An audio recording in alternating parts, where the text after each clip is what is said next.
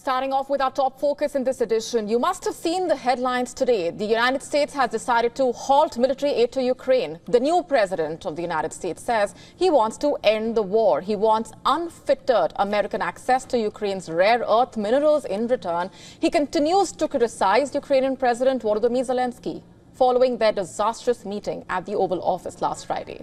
A lot happened there.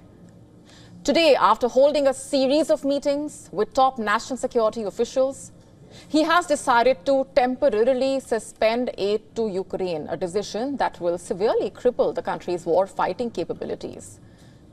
Just a quick question here at this point. How exactly are they supposed to defend themselves now? Surely, Ukraine could likely sustain its current fighting pace for several weeks, perhaps even until the start of summer. But the US pause would basically begin to impact Ukraine's efforts after that. And the pause will apply to all military equipment. We are talking about sophisticated weapons like the long-range ATACMS missiles, which have enabled Ukraine to strike deep into Russian territory. We are talking about Patriot surface-to-air missile batteries, Hawk systems, howitzers, HIMARS, javelins, anti-tank missiles, Bradley fighting vehicles, F-16 fighter jets, just to list out a few. And while European nations may be able to replace American shipments of artillery, the most advanced weapons used by Kiev come from the United States. And how exactly is Ukraine supposed to carry on without aid still remains the question, without US support. Ukraine, on its part, is putting up a brave face, of course. Kiev says that US halt of arms aid to Ukraine is painful but not fatal. But just have a look at these visuals from today. Overnight, a Russian drone attack on Ukraine's Odesa injured 4 people. The Russian attack damaged energy infrastructure, causing power outages across the city and disrupting heating systems. The assault knocked out 3 boiler plants. Odesa, a port city on Ukraine's Black Sea coast with a population of around 1 million, has frequently been targeted by Russian attacks throughout the war. On the 1st of March, in fact, a Russian ballistic missile struck the Odesa port, damaging its infrastructure and injuring 2 employees of a foreign civilian ship flying the flag of Panama. But it wasn't just Odesa that suffered, you see. Overnight, Russian drone attacks also damaged several houses in the northeastern city of Sumy. The Ukrainian military reported that it shot down 71 of 83 drones, with 22 more likely downed by electronic warfare. The Ukrainians are also fighting Russia on Russian territory.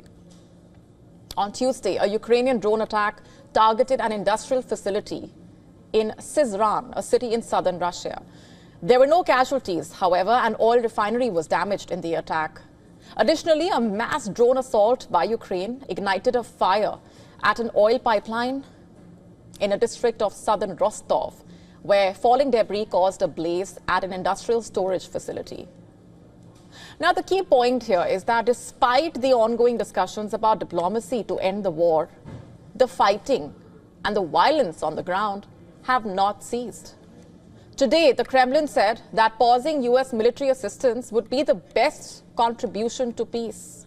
The Kremlin spokesman Dmitry Peskov was cautious on reports of a pause in US aid and said that the details needed to be seen. He said that if this is true, then this is a decision that can really encourage the Kiev regime to come to the peace process. He said, and I'm quoting here, "It's obvious that the United States has been the main supplier of the war so far.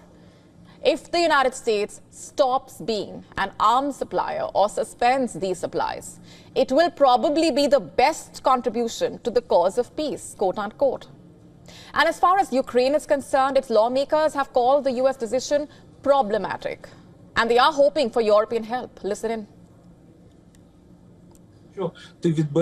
If you take away weapons from a country or a person that is defending itself from the aggressor, it means you take side of the aggressor.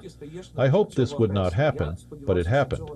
Therefore, I cannot make any forecasts whether it is temporary or not, because I don't understand U.S. President Donald Trump's demands. The thing is, Russia controls currently just under a fifth of Ukraine. That's about 113,000 square kilometers. And Donald Trump, who spoke with Putin on 12th of February, says that he wants to be remembered as a peacemaker. But he has done a complete U-turn in a way as far as US policy regarding the war in Ukraine is concerned, and has also stated that Kiev has no cards left to play. After more than a week of open hostilities between Washington and Kiev, the decision to pause aid is the biggest indicator of how far the ties have worsened. To stay up to speed with the latest news, download the WION app and subscribe to our YouTube channel.